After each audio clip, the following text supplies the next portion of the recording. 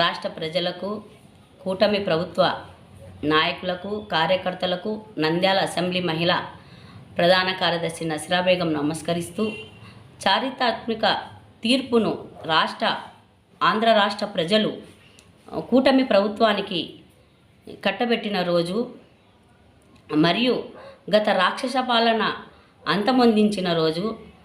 గత రాక్షస పాలనలో ప్రజలకు కళ్ళవల్లి మాటలు చెప్పి 1000 రూపాయల పెన్షన్ పెంచుతానని 250 రూపాయల పెన్షన్లు పెంచితే, కూటమి ప్రభుత్వం ఏర్పడిన రోజే 3000 పెన్షన్ని 4000 పెన్షన్ చేసిన ఘనత మన చంద్రబాబు నాయుడు గారికి దక్కుతుంది. మరియు సూపర్ 6 పథకాలలో మొదటి అంశంగా పెన్షన్లు 3000 పెన్షన్లు 4000 చేసినారు.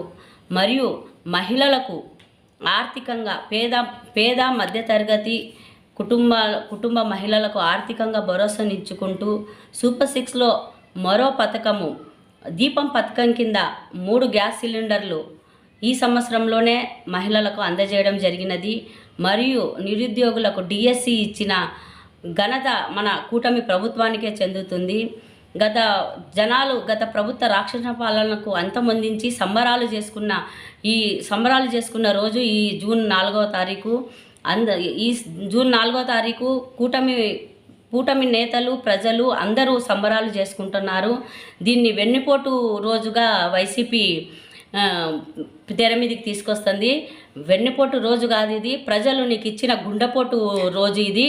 కావున జగన్, ఇంకా నువ్వు మాయమాటలు చెప్పుకుంటూ ప్రజల్లోకి రావాలని చూస్తే ప్రజలు ఎవరు నిన్ను నమ్మే స్థితిలో లేరు. ఈ చాప్టర్ క్లోజ్ అయింది. ఇకనైనా బుద్ధిగా వెళ్ళి నీ వ్యాపారాలు చేసుకొని బాగుంటుంది.